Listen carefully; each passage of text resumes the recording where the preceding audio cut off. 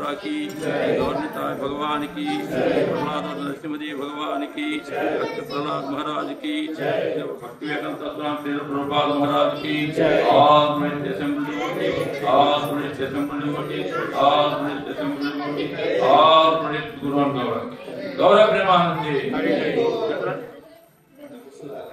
Children, go away from here. One sit here calmly. Correct. Anuttam Prabhu. Enno slogan తీసుకున్నామన్నా ఎన్నో slogan తీసుకున్నామన్నా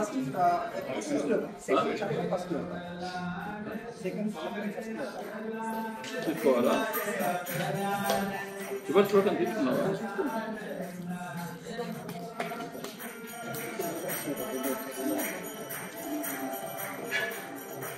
అది కూడా అది continue చేయాలి సరే ఓకే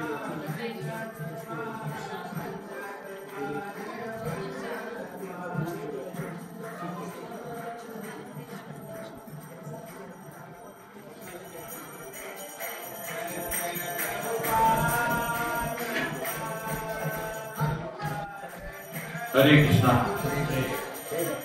ఈరోజు ఆఖ్యాయంలో మొదటి శ్లోకం తీసుకోవాలి కానీ అది కంటిన్యూషన్ మనం చివరి శ్లోకాలతో మొదలు 5 నిమిషాలు చివరి శ్లోకాలతో మొదలుపెట్టి ఆఖ్యాయంలో మొదటి మనం దాని ముందు ఆ కంటిన్యూటీ ఉందన్నమాట ఆ విషయాన్ని వస్తుంది అది ఆ కంటిన్యూటీని మనం ప్రాక్టీస్ చేసుకోవాలి. ఇప్పుడు ముందు శ్లోకం చదివిన తర్వాత నేను మీకు కొంత కార్పణ్యాన్ని గురించి వివరిస్తున్న తర్వాత డీటెయిల్గా చూద్దాం. నాతో పాటు భగవన్నామం చెప్పండి. ఓం నమో భగవతే వాసుదేవాయ. ఓం నమో భగవతే వాసుదేవాయ. ఓం నమో భగవతే వాసుదేవాయ. ఓం నమో భగవతే వాసుదేవాయ. ఓం నమో భగవతే వాసుదేవాయ. ఓం నమో భగవతే వాసుదేవాయ. నారాయణం నమస్కృత్య నరం చైవ నరోత్తమం దేవీం సరస్వతీం వ్యాసం తతో జయముదీరయే. నష్టప్రాయేషు అభద్రేషు నిత్యం భాగవత సేవయా భగవతే ఉత్తమ శ్లోకే భక్తిర్భవతి నైత్యకీ.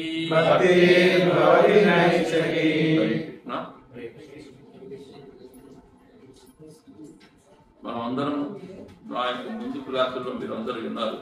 హింసలేని యజ్ఞం ఏదో మనం తెలుసుకున్నాం. ఏమిటది హింసలేని యజ్ఞం? ఏది పెద్దగా చెప్పు. హింసలేని యజ్ఞం ఏది? పెద్దగా చెప్పు. పెద్దగా జపయజ్ఞం కదా. జపయజ్ఞంలో హింస లేదు. కానీ అన్నింటికంటే శ్రేష్టమైన యజ్ఞం ఏది? అన్నింటికంటే శ్రేష్టమైన యజ్ఞం ఏది? యజ్ఞానం జపయజ్ఞం. భగవంతుడు ఏం చెప్పాడు? యజ్ఞాల్లో కూడా జపయజ్ఞాన్ని నేను చెప్పాడు. కాబట్టి జపం అనేటువంటి అతి శ్రేష్టమైనటువంటి. కాబట్టి మనం ఇప్పుడు కూడా ఏదో నామం జపం భగవంతుని అంటే ఏంటి? మనం భగవంతుని మర్చిపోకుండా ఉంటుంది. జపం అంటే ఏంటి? ఏమిటి అసలు జపం అంటే ఏంటి? చదువుకోండి. అపం అంటే ఏంటి? నోట్లో నుంచి మాట రావడమే. ఏం మాట రావాలని? భగవన్ నామం రావాలి. అదే జపం. భగవన్ నామం వస్తూ ఉండాలి. ఇప్పుడు నిరంతరం వస్తూ ఉండాలి. ఇక్కడ రాబోయే ముందు మనం చివరి క్లాసులో మనం మన అంతం తీసుకున్నారు. అది ఏమిటి? సంజయ్ వాచ సంజయవతి ఏమంత సంఖ్య రథోపస్థ విస్తృత్య సచరంచాత్మ శోక సంవిఘ్నమాస అని చెప్పాడు. మళ్ళీ ఇక్కడ కూడా గీతాసారం మొదటి శ్లోకంలో కూడా సంజయ్ వాచ చెప్తాడు. ఇక్కడ అదే ఇక్కడ సంజయ్ వాచే, ఇక్కడ సంజయ్ వాచ వస్తుంది. కానీ ముందు మనం అర్జునుడు ఎందుకు బాధపడ్డాడు? అసలు అర్జునుడు బాధపడడానికి కారణం ఏంటి? అర్జునుడు బలహీనుడా? కాదు కదా. అర్జునుడు ఏకవీరుడు. ఒక్కడే కొన్ని వేల మందిని చంపగలడు ఒక్కసారిగా, ఒక్క బాణంతో. అంత గొప్ప వీరుడు. మనం ఉత్తరగ్రహణంలో మనం చూసాం. ఉత్తరగ్రహణం అప్పుడు భీష్మాదులందరినీ కూడా ఒక్కడే జయించాడు. ఎట్లా జయించగలిగాడు? తన యొక్క శక్తితోటి కదా. తన శక్తి ఏమిటి? ఆ శక్తి భగవత్ శక్తి. ఆ శక్తి ఏమిటి? భగవత్ శక్తి వల్ల జయించగలిగాడు. ఆ భగవత్ శక్తి ఇప్పుడు అర్జునుడి దగ్గర లేదా? ఉంది. భగవత్ శక్తి ఇప్పుడు ఉంది. ఆ భగవంతుడు స్వయంగా ఉన్నాడు ఇక్కడ. అప్పుడు అర్జునుడి దగ్గర లేడు, కానీ ఇక్కడ ఉన్నాడు. ఇక్కడ ఉండి కూడా అర్జునుడికి ఎందుకు విషాదం కలిగింది? విషాదం అంటే ఏంటి? తన శక్తి లేదు, తను ఎందుకు చేతగానివాడు అంటే ఏంటి? ఇక్కడ విషాదం అంటే ఏంటి? ఒక రకంగా శరణాగతి. భగవంతుడిని శరణ వేడుతున్నాడు ఇక్కడ. ఎందుకు శరణ వేడుతున్నాడు? ఎందుకు ఈ విషాదం వచ్చింది? అంటే ఇప్పుడు కార్పణ్య దోషోపహత స్వభావం అని చెప్పాడు కదా. కార్పణ్యం అంటే ఏంటి అసలు? కార్పణ్యం అంటే అతిలోభిత్వం, అతి చేతగానితనం, అతి దుర్మార్గం. అసలు అంటే ప్రతిదీ నాదే అనేటువంటిది. ఇక్కడ ప్రతిదీ నాదే అనే వాళ్ళు ఎవరు? మనకి మొదటి అధ్యాయంలో మనకి ఎవరెవరు కనపడతారు? ప్రతిదీ నాదే అనేవాళ్ళు ధృతరాష్ట్రుడు కనపడతాడు, దుర్యోధనుడు కనపడతాడు కదా. తర్వాత కౌరవులందరూ కనపడతారు, కర్ణుడు కనపడతాడు, శకుని కనపడతాడు, అందరూ ఉన్నారు. వీళ్ళందరూ కూడా కార్పణ్య స్వభావులే. కార్పణ్యానికి చిన్న కథ చెప్పి ముందు చెప్తారు. పెద్ద యుద్ధం జరిగి ఆగిపోయింది. యుద్ధం అయిపోయింది. యుద్ధం అయిపోయిన తర్వాత మరి యుద్ధం అయిన తర్వాత ఏమవుతుంది? బ్యాటిల్ ఫీల్డ్ అంతా ఏముంటాయి? యుద్ధ రణరంగాలు ఏముంటాయి? అన్ని శవాలు, గుంటాలు అన్ని ఉంటాయి కదా. అన్ని చాలా శవాలు, ఏనుగులు చచ్చిపోయినాయి, గుర్రాలు చచ్చిపోయినాయి, అన్ని చచ్చిపోయినాయి. ఆ సమయంలో అక్కడ ఒక బొరియలో ఉన్న నక్క బయటకు వచ్చింది. వచ్చి అబ్బాయి వాడు నాకు ఎంత విందు నాకు అనుకుంది. ఏమిటి ఇక్కడ ఉన్నవన్నీ శవాలన్నీ తనకే అనుకున్నాడు. అనుకొని ఏం చేసింది? వచ్చింది ఒక పెద్ద ఏనుగు దగ్గరకు వచ్చింది, తిందాం చూసింది. ఆ ఏనుగు పక్కన ఏముంది? ఒక బాణం పడుంది, ఒక ధనస్సు పడుంది. ఆ ధనస్సుకి ఏముంది? ఒక నారి ఉంది. ఆ నారి ఏమిటి? జంతువు నరంతో చేసిన నారి. ఈ నక్క ఏమి చేసింది? ఇప్పుడు ఇవన్నీ మనకు ఉంటాయి, దీన్నంతా కూడబెట్టుకుందాం, మనం ఈ నరం తిని వాడ బతుకుదాం, రేపు ఇవన్నీ తిందాం అనుకుంటున్నా. అదే కార్పణ్యం. గుర్తుపెట్టింది. కార్పణ్యం అంటే ఏమిటో? ఈ నరం ఒక్కడి తిని నేను బతుకుదాం అనుకుని ఏం చేస్తే ఆ నరాన్ని కొరకడం ప్రారంభించింది. ఎలా కట్టుంటుంది ఆ నారికి? ఎలా కట్టుంటుంది? చాలా టైట్గా కట్టుంటుంది కదా. దీని దురదృష్టాలు ఒక పక్క కొరుకుతోంది, ఇంకో పక్క కొరకల. ఎప్పుడైతే ఇది కొరికిందో అది తెగి ఏమైంది? ఆ బాణం యొక్క కొమ్ము వచ్చి దీని గుండెల్లో కూర్చుంది. అది కార్పణ్యం యొక్క ఫలితం. కార్పణ్య ఫలితం ఎలా ఉంటుంది? మనం అనుభవించాం, ఇంకోటి అనుభవించాం కదా. ఇది ఎవరు చెప్పారు? భీష్ముడు యుధిష్ఠుడికి ధర్మ ప్రసంగాలు చేసినప్పుడు చెప్తాడనమాట. కార్పణ్య యొక్క ప్రభావం ఉంటుంది. ఇప్పుడు ఇక్కడ 2 కార్పణ్యాలు మనకు కనపడుతున్నాయి. ఏమిటి కార్పణ్యాలు? ఒకటి అర్జున కార్పణ్యం, అర్జునుడి విషాదం కూడా కార్పణ్యం. ఇక్కడ ఏమిటి ఆ విషాదం? తర్వాత ముందు భక్తుల కార్పణ్యం ఏంటి? ఇక్కడ మొదటి కార్పణ్యం దుర్యోధన కార్పణ్యం. దుర్యోధనుడికి కార్పణ్యం. దుర్యోధనుడు దీనుడుగా ఉన్నాడు. ఎటువంటి దీనుడు? నాకు రాకుండా పోతుందేమో విజయం, నాకు రావాలి విజయం, నాదే అంతా కావాలి, నాకే కావాలి, అదంతా నేను చాలా గొప్పవాడిని అవ్వాలి, నేను గొప్పవాడిని అవ్వాలంటే వీళ్ళని చంపాలి. ఎట్లా చంపాలి? వీళ్ళ దగ్గర అంత శక్తిని ఎలా నేను హరించాలి? వీడు తన స్వార్థం కోసం కార్పణ్యం చూపిస్తున్నాడు. మరి అర్జునుడి కార్పణ్యం తన స్వార్థం కోసం చూపించడం కాదు. అర్జునుడు ఎవరు? అసలు భగవతంశ సంభూతుడు, నారాయణుడి యొక్క అంశ, నరుడు స్వయంగా భగవంతుడి నుంచి వచ్చినటువంటి వాడు. ఆ నరుడైనటువంటి వాడు, నరశ్రేష్ఠుడైనటువంటి అర్జునుడికి కార్పణ్యం ఎందుకు వచ్చింది? ఇక్కడ మన అందరి సమాజం యొక్క శ్రేయస్సును గురించి. వీళ్ళందరినీ చంపేస్తే వీళ్ళు వారసులు ఎవరు ఉండరు, వీళ్ళకి తిరోధకాలు వదిలేవాళ్ళు ఉండరు, ధర్మోదకాలు వదిలేవాళ్ళు ఉండరు, పిండ ప్రదానాలు చేసేవాళ్ళు ఉండరు. తర్వాత ఆడవాళ్ళంతా అనాథలు అయిపోతారు. వాళ్ళు అందరికీ చెడు అలవాటు పడిపోతారు. చివరికి వచ్చేటువంటి సంతానం అంతా కూడా దుర్మార్గ సంతానం వచ్చేస్తుంది. ఈ దుర్మార్గ సంతానం వస్తే ఈ సమాజం ఏమవుతుంది? ఈ యుద్ధంలో అందరూ చచ్చిపోయిన తర్వాత ఈ సమాజం ఏమవుతుంది? ఇట్లాంటి దుర్మార్గ సంతానం మనం అనుకున్నాడు తప్ప అర్జునుడు అనుకుంటే నిజంగా అటువంటి సంతానాలే కదా ఇప్పుడు ఉంది. అర్జునుడు ఏం చేసినా చేయకపోయినా కూడా అటువంటి సంతానాలు ఇప్పుడు ఉన్నాయి. అంతా కూడా కార్పణ్య స్వభావాలే ఉన్నాయి. తనకు ఆయుష్యం, తనకు ఆరోగ్యం, అదే కార్పణ్యం అంటే గుర్తుపెట్టుకోండి. అటువంటి దుర్మార్గులంతా ఉన్నటువంటి కలియుగంలో, ఇప్పుడు కలియుగం అంతా అదే కదా. ద్వాపరయుగం చివరిలో అర్జునుడికి ఆ భావం కలిగింది. కానీ అర్జునుడికి ఎందుకు భావం కలిగిందంటే సమాజ శ్రేయస్సు కోరి కలిగింది. అందువల్ల కృష్ణుడు ముచ్చటపడ్డాడు. అసలు తెలుసా మీకు? భగవద్గీత ఎందుకు చెప్పాడు? భగవద్గీత ఎందుకు చెప్పాడు చెప్పండి? అర్జునుడి యొక్క ఆ ఆతృత, ఆ విషాదంలో అతనికి వచ్చిన ఆతృత, అతను యుద్ధం చేయలేను అంటే కారణం ఏంటి, వీళ్ళందరినీ నేను చంపేస్తే వచ్చేటువంటి ఫలితం ఏమిటి? చివరికి అదే కదా జరిగింది. స్వర్గారోహణప్పుడు ఎవరున్నారు వాళ్ళతోటి? ఈ 5గురే ఉన్నారు, ఇంకెవరు లేరు. ఇంత రాజ్యం సంపాదించారు, ఇంత ఇది చేశారు. భగవంతుడు అండి కృష్ణుడే స్వయంగా యుధిష్ఠుడి సింహాసనం మీద కూర్చోబెట్టాడు. అయిపోయిన తర్వాత భగవంతుడు వైకుంఠానికి నిర్గమించిన తర్వాత వాళ్ళు ఏం చేశారు? వెంటనే వదిలేశారు రాజ్యం. 5గురు కూడా ముందు ధర్మరాజు ఉన్నాడు, నేను స్వర్గారోహణానికి వెళ్ళిపోతా, నీవు తీసుకో అని చెప్పి రాజ్యం తీసుకుంటా. నీవు లేకుండా నేను తీసుకుంటాను, నేను తీసుకో. చూడండి ఇక్కడ ధర్మం, మా పాండవులు ఎంత ధర్మాత్ములు చూడండి. పీడా వదిలిపోయి నేను తీసుకోవచ్చు అనుకోవచ్చు అనుకోవాలి. వాళ్ళు కార్పణ్య చేసేవాళ్ళు కాదు అసలు. వాళ్ళు సమాజ శ్రేయస్సు కోరేటువంటి మహానుభావులు అందరూ కూడా. భీష్ముడు ఏమన్నాడు, అన్నయ్య నేను ఎందుకు తీసుకుంటాను, నేను నీతో పాటే వస్తాను, నేను వచ్చేస్తా, ఎందుకు ఈ రాజ్యం నాకు అన్నాడు. అట్లాగే అర్జునుడు, అది నేను రానన్నాడు, నేను నీతోటే వచ్చేస్తా. నకులుడు, సహదేవుడు, పాండవులు అందరూ కూడా అన్ననే అనుసరించి అనుగమిస్తాను తప్ప మేము మాకు ఏమి వద్దన్నాడు. అనేసరికి ఈయనేమన్నాడు, సరే మీ ఇష్టం అన్నాడు. అప్పుడు ఏం చేయాలి, ఎవరికి ఇవ్వాలి? అందుకని అభిమన్యుడు కుమారుడైనటువంటి పరీక్షిత్ ఎన్నేళ్ళవాడు? 8 ఏళ్లవాడు.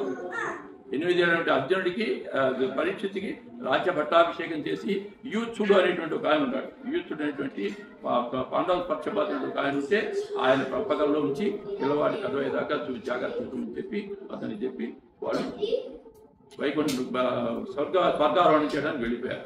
వెళ్ళిపోతున్నప్పుడు బదరీనాథ్ దాటారు, కేదార్నాథ్ దాటారు, ఇంకా ముందుకు వెళ్తున్నారు. వెళ్తుండగా ఏమైంది, ద్రౌపది కింద పడిపోయింది. అంటే శరీరంతో వెళ్ళలేదు, స్వర్గానికి వెళ్ళలేదు, శరీరంతో వెళ్ళే శక్తి వెళ్ళిపోయింది. కొంత దూరం వెళ్తుంటా ఉత్తర మీరు దాటేదాకా వెళ్ళారు, అంతవరకు వెళ్ళగలిగారు. కానీ అక్కడ ఆవిడ పడిపోయింది. అరే ఇదేంటి, ద్రౌపది లాంటి మహాపతి గురించి పడిపోవడం ఏంటి అనుకున్నారు. అనుకుని వెంటనే భీముడు వద్ద, మరి భీముడు ఇవ్వరాదు కదా, అన్ననే అడిగాడు, అన్నా ఏమిటిది, మహాపతి ద్రౌపది ఇట్లా పడిపోవడం ఏంటి, శరీరం లేక సశరీరంగా రాకుండా శరీరం ప్రాణత్యాగం అయిపోయింది ఆవిడ. అంటే ప్రాణత్యాగం వెళ్ళిపోతుంది, వర్గానికి వెళ్తుంది, కానీ శరీరంతో వెళ్ళలేదు. అది అనేసరికి ఆయన ఏమన్నాడు, ఈమెకి ఒక స్పెషల్ ఇది ఉంది ఆలోచన. ఏమిటది, అర్జునుడే తనకు ఎప్పుడు ఉండాలి తనతోటి అనేటువంటి కోరిక. పాండవులను మనం పెళ్లి చేస్తున్న కర్మపత్తి అయినప్పటికీ మనందరికీ కూడాను ఆవిడకి స్పెషల్గా అభిమానం అర్జునుడు అంటే. ఎందుకు, అర్జునుడు మత్స్యంతరం కొట్టి చేశాడు కదా, అందువల్ల ఆ యొక్క దుష్ఫలితం వల్ల ఈవిడ పడిపోయింది. లేకపోతే ఆవిడ ఏం లోపం లేదు, ఆ ఒక్క చిన్న దీనివల్ల ఆవిడ పడిపోయింది. అంటే చూసుకోండి మీరు, అతిధారావృతం భగవంతుడితో పని చాలా అతిధారావృతం. అంటే ఏంటి, కత్తి మీద నడిచినట్టే, జాగ్రత్త గుర్తు పెట్టుకోండి. ఆవిడ పడిపోయింది. సరే ఇంకా ముందుకు వెళ్తున్నారు. సహదేవుడు పడిపోయాడు. అదే సహదేవుడు మహాధర్మాత్ముడు, అన్ని భవిష్యత్ అంతా తెలిసినటువంటి వాడు. సహదేవుడు పడిపోయి ఉంటాడు. వాడికి అదే ఆ గర్వం, నాకు భవిష్యత్ అంతా తెలుసు, నేను కృష్ణుడితో సమానమైన అనుకుంటుండేవాడు. వాడు నాకు కృష్ణుడిలాగే భవిష్యత్ అంతా తెలుసున్నాడు అనుకుంటుండేవాడు. వాడికి ఎందుకు వచ్చింది ఆ శక్తి చెప్పండి, చెప్పు. కరెక్ట్. అప్పుడు వీడు ఒక వేలు తింటాడు, తినడానికి ఎంత శక్తి వచ్చేసింది. పాండరాజు కొడుకులకి చెప్తాడు, వీరందరూ కూడా నా శవాన్ని తినేయమంటాడు. తినరు వాళ్ళు, తినదా అనుకుంటాడు. కృష్ణుడు వచ్చి అడ్డం పెట్టేస్తాడు ఈ లోపల, దాంతో ఆగిపోతుంది. తర్వాత ఇంకో సహదేవుడు అట్టా పడిపోయాడు. ఇంకా ముందుకు వెళ్తాడు నకులుడు. నకులుడు ఎందుకు పడిపోయాడు? నకులుడికి ఏమిటి అంటే, వాడు నా అంత అందగాడు లేడు అనుకునేవాడు. నా అంత అందగాడు లేడు, నాలాగా ఖడ్గచారణం చేసేటువంటి గొప్ప వీరుడు ఎవరు? ఖడ్గం తోటను నీ వాన కూర్చున్నట్టు నీటి దారి ఉంటుంది, దాన్ని 2గా చక్క చీల్చేయగలడు, అంత గొప్ప వీరుడు. సరే అయిపోయింది, నకులుడు అయిపోయాడు.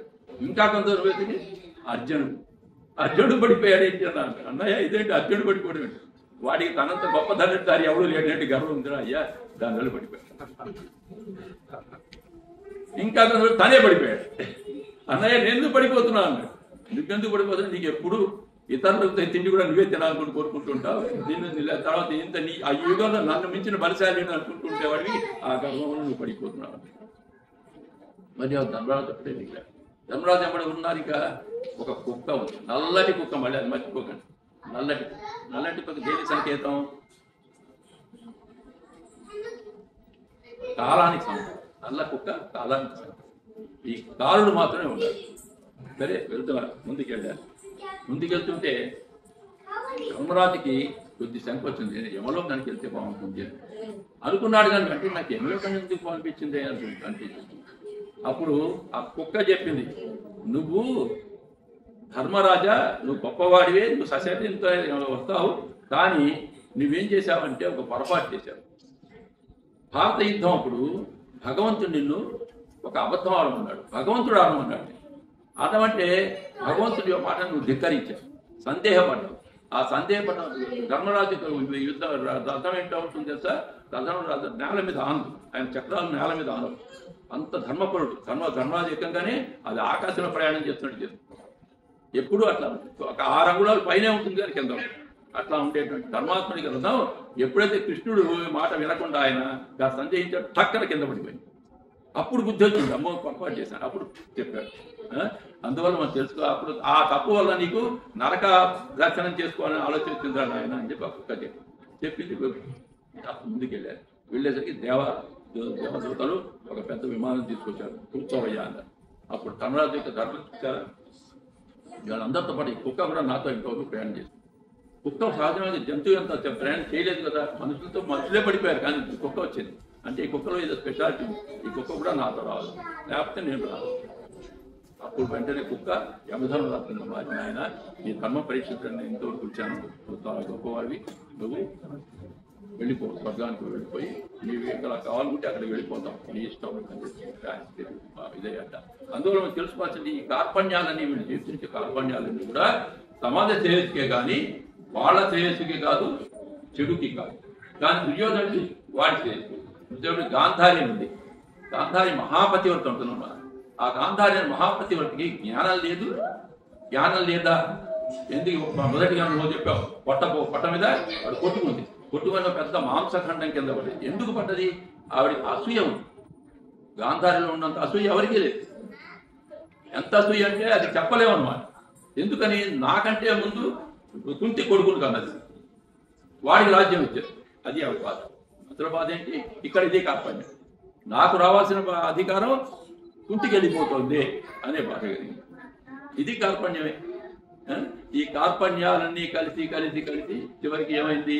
ఆ మహాపతివతి గాంధారి చివర భగవంతుని కూడా చెప్పించారు. దీనికి అంత అసూయ, ఆ అసూయ జ్వలించి జ్వలించి జ్వలించి భగవంతుడు చెప్పించేటువంటి పరిస్థితి వచ్చింది. అర్థమైందా?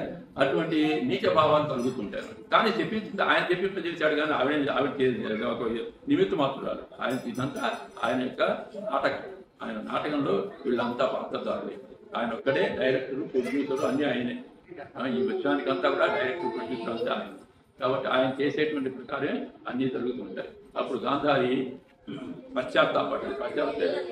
తర్వాత మహాపతివర్తి ఏం కాదు, భక్తుని అనుగమించాలి కాబట్టి ఆయనలాగా కళ్ళు పట్టుకుంటారు. గాంధారిలో పెద్ద క్యారెక్టర్స్ ఏం లేవు, పెద్ద గొప్ప ఇదేం కాదు. కానీ ఆవిడ పరిస్థితి ఏంటి? కొడుకులు ఎప్పుడు కూడా దీర్ఘాయుష్మానుభావం జీవించారు. తెలుసా మీకు? అది ఆవిడ నోట కూడా మాట వచ్చేది కాదు. విజయోస్తు అని ఒక మాట దీవించాలి, కానీ చివరిలో కృష్ణుడిని చంపించడానికి మాత్రం అటు రెడీ అయిపోయాడు. ఎందుకు ఇట్లా రెడీ అయింది? ఆ నోటంబడి మంచి పాటలు రాకుండా ఈ మాట ఎందుకు వచ్చిందంటే ఆయన వల్ల ఆయన టార్గెట్ చేశారు. టార్గెట్ చేసి తను కూడా ఎందుకంటే యాదవుల్ని ఆయన మళ్ళీ నిర్జించాలంటే మళ్ళీ అవసరాలు పెట్టాలి. వాళ్ళంతా అంత గొప్ప బలవంతులు.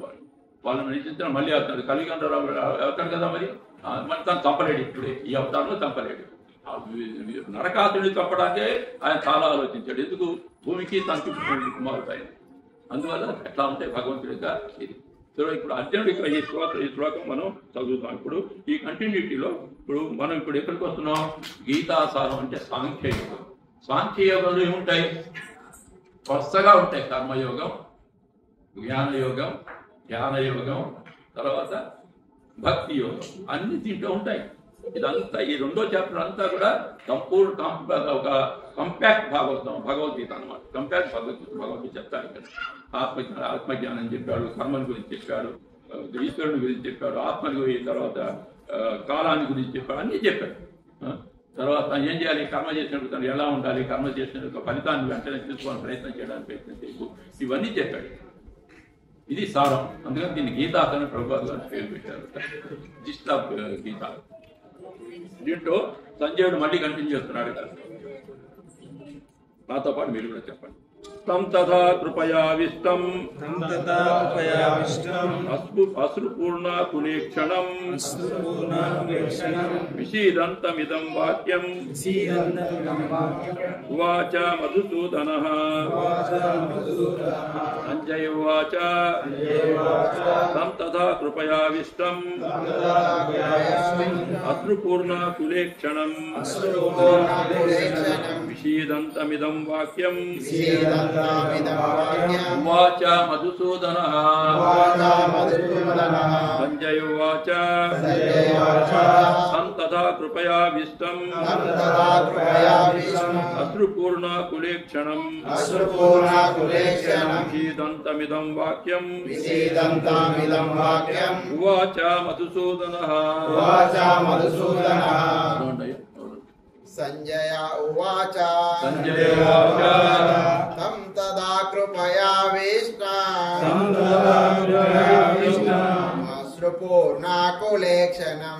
అశ్రుపూర్ణాకులేక్షణం విషీదంతామిదం వాక్యం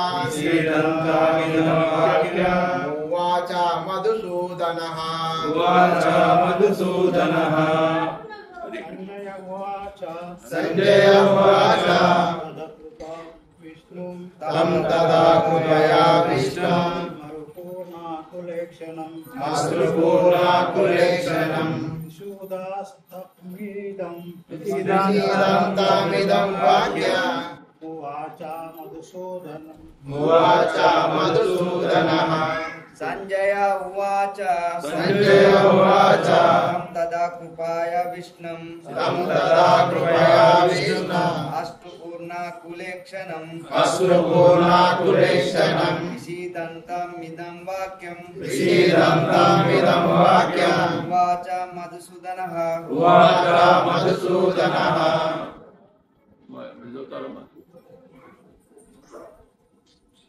మాతాజీ చూస్తారా తీసుకున్నాను అమ్మాయి పుస్తకం తీసుకుంటా కాగితాలు పడకుండా రెండు పాయింట్లు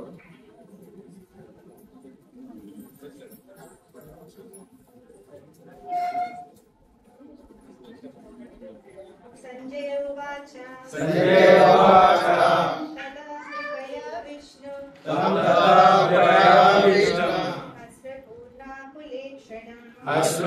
అశ్రుపూర్ణాకులేక్షణం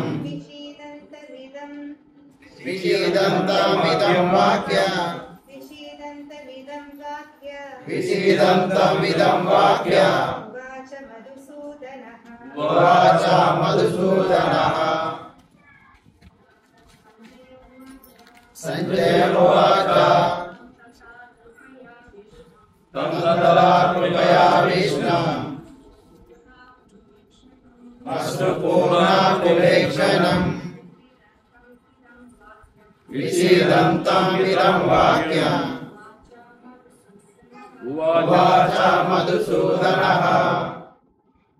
తాత్పర్యం చెప్పండి. సంజయుడు పలికెను చింతాక్రాంతుడై కనులయందు అశ్రువులను దాల్చి కృపాపూర్ణుడైనట్టి అర్జునుని గాంచిన మధుసూదనుడు ఈ క్రింది వాక్యములను పలికెను.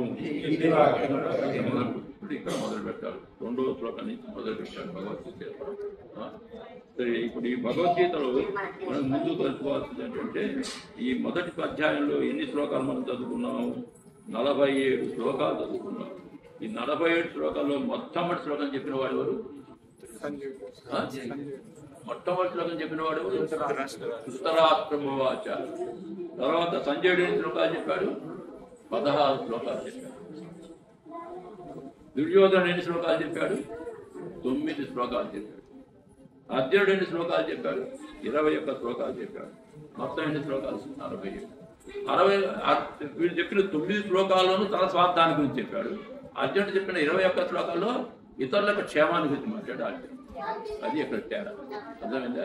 మరి ఈ అన్నింటినీ కలిపి మొట్టమొదటి శ్లోకంలో చెప్పిన ధృతరాష్ట్రుడు ఇవన్నిటికీ సమ్మరీగా తను ఏం కోరుకుంటున్నాడో ఇండైరెక్ట్ గా చెప్పేశాడు. ఎవరు? ధృతరాష్ట్రుడు. ధృతరాష్ట్రుడు అంటే ఎప్పుడు పట్టుకునే ఉంటాడు, ధృతం పట్టుకుంటాడు. దేన్ని? అధికారాన్ని ఎప్పుడు పట్టుకుంటాడు. ఇప్పుడు పాపం రాహుల్ గాంధీ ప్రయత్నం చేయట్లేదు. ఇవి తప్పదు. ఇవి ఎవరికి కూడా మనం భౌతికంగా కూడా మనం చేయాల్సిందే. వాడు ఎవరికైనా ఉన్నప్పుడు ఇట్లా జరుగుతూ ఉంటాయి. వాడి యొక్క ఒక్కొక్కడి యొక్క అసూయ అలా బయటపడిపోతుంది. ఉత్తమం అన్నమాట. భగవంతుడి యొక్క అనుగ్రహం లేనప్పుడు మనకు రాదు అనేటువంటి అడ్జస్ట్మెంట్ చేసుకోలేము. మనం భగవంతుని కూడా ఎదిరించాలని ప్రయత్నం చేస్తాం. అదేగా హిరణ్యకశిపుడు చేసింది. మన సినిమా చూడబోతున్నారు. హిరణ్యకశిపుడు ఏం చేశాడు? గొప్ప మహర్షుల కంటే కూడా గొప్ప తపస్సు చేశాడు.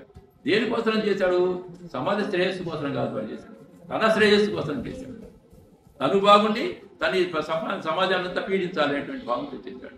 పీడించాలి, దాని వాటిని క్షేమంగా చూడాలని కాదు, పీడించాలని భావంతో చేశాడు.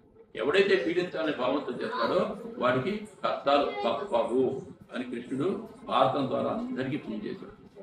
సమాజ శ్రేయస్సు కోరేవాడికి ముందు కష్టాలు వచ్చినట్టు అనిపించినా తర్వాత అంతా కూడా సుఖమే ఉంటుంది. ఇక్కడ భౌతికంగా ఉండకపోయినా ఉండొచ్చు, భగవంతుడిగానే ఉండొచ్చు. అంతంలో భగవంతుడి దగ్గర పరాత్ముడి యొక్క దివ్య పాదాల దగ్గర మనకి చక్కటి మంచి సుఖం లభిస్తుంది. సత్యం. అందువల్ల మనం ఎప్పుడు కూడా ఇతరులని చూసి మనం ఎప్పుడు కూడా బాధపడదు. ఇతరులు క్షేమంగా ఉన్నప్పుడు ఇంకా సంతోషించాలి. అంతేగా పరదుక దిగి మన వైష్ణవుడు అనేటువంటి వాడు ఇప్పుడు కూడా ఇతరుల క్షేమాన్నే కాంక్షించాలి. పరమ వైష్ణవుడు అర్జునుడు కూడా అదే చేశాడు. వాడు అర్జునుడు కూడా పరమ వైష్ణవుడు, అందువల్ల ఇది చేశాడు అన్నమాట. ఇప్పుడు ఏంటున్నాడు ఇక్కడ మళ్ళీ భాష్యం చదువుతాను నేను. విషయపూర్ణమైన జాలి, చింత, కన్నీరు అన్నవి ఆత్మజ్ఞాన రాహిత్యములకు చిహ్నం. నిత్యమైన ఆత్మ కొరకు చూపే జాలియే వాస్తవములకు ఆత్మానుభవం. ఈ శ్లోకమున మధుసూదన పదములు విశేష ప్రాధాన్యం కలదు. మధువును రాణువును సంహరించి శ్రీకృష్ణుడు ఇప్పుడు కర్తవ్య నిర్వహణలో అవరోధం కలిగించిన తన అపార్థమును తానుని సంహరించమని అర్జునుడు. అపార్థాన్ని ఏం చేస్తున్నాడు? దానవాడికి వెళ్తుంటాడు. జాలిని ఎంతడుతున్నా ఎవరినో ఎరగరు. నీటిలో మురుగు వారి దుస్తులపై జాలి చూపుల మూర్ఖత్వమే కాదు. బాహ్య వస్తు పత్రమును స్థూలమైన భౌతిక దేవుని రక్షించడం ద్వారా అజ్ఞాన సాగరమును పడిన వారు ఎన్నడూ రక్షింపబడదు. ఇటువంటి నీటిలో మనిషి పడతాడు. మనం బట్టలు తీసుకుంటామా, మనిషిని తీసుకుంటాం? మనం దేనికి ప్రాధాన్యత ఇస్తాం? మనిషికి ప్రాధాన్యత ఇస్తాం, బట్టకి ప్రాధాన్యత ఇస్తాం. పెద్ద సిల్క్ దాడి, సిల్కు ఇది వీడు లేకపోయినా ఈ సిల్క్ లాల్చి నాకు కావాలంటే ఇది చేస్తాం కదా. అట్లాగే చెప్తున్నాడు. అదే నీటిలో వారి దుస్తులపై దాల్చు కూడా మోర్కాలు. కానీ దేని మీద వచ్చేయాలి? బాహ్యవంతము స్థూలమైన బాహ్య ద్వారా అజ్ఞాన సాగరం వాడు ఎన్నడూ రక్షించారు. ఈ విషయం ఎరుగక బాహ్యవస్త్రం వంటి దేహం కొరికే చింతించేవాడు సూతుడు, నిర్ధారణంగా చింతించేవారు అనుకుంటుంది. సూతుడు ఎవరో ఇప్పుడు అర్థమైందా? సూతుడు అంటే ఏంటి చెప్పండి? బాహ్యమైన వస్తువుల కోసం స్థాపించేటువంటి వాడిని స్థూలమైన బాధ్యత ఇదే శాస్త్రంలో అనుకునేటువంటి వాడు సూతుడు అనుకుంటున్నాడు. అట్లాగే అర్జునుడు క్షత్రియుడు అన్నందున అతని నైజం అతనికి తగి ఉండలేదు. అయినా అర్జునుడు క్షత్రియుడు కదా, అతనికి ఈ నైజం తగలేదు అంటున్నాడు. అయినా నువ్వు అజ్ఞాని అయిన వారి దుఃఖంలో శ్రీకృష్ణ భగవానుడు క్షమింపజేయగలడు. ఆ ప్రయోజనార్థమే గీత ఆడితే జ్ఞానం చేయగలడు. భౌతిక దేహం కలిగిన మరియు ఆత్మల విశ్లేషణాత్మక అధ్యాయం ద్వారా ఆత్మానుభవం ఈ అధ్యాయం నుంచి మనకు తెలుస్తున్నది. పరమ ప్రామాణికుడైన శ్రీకృష్ణుడు దీన్ని వివరించారు. ఫలితం లేక సంగత్వం లేకుండా కర్మను నడుచుతూ ఆత్మతత్వం స్థిరంగా నిలిచిన వారికే ఈ అనుభవం సాధ్యం కాగలదు. అంటే ప్రజలుగా ఆత్మానుభవం అంటున్నారు. మరి మనకు ఆత్మ అనేది ఉందా లేదా అని ఈ శరీరం ఎక్కడి నుంచి వచ్చింది? అసలు మనకి ఈ శరీరం మనకి ఎక్కడి నుంచి వచ్చింది?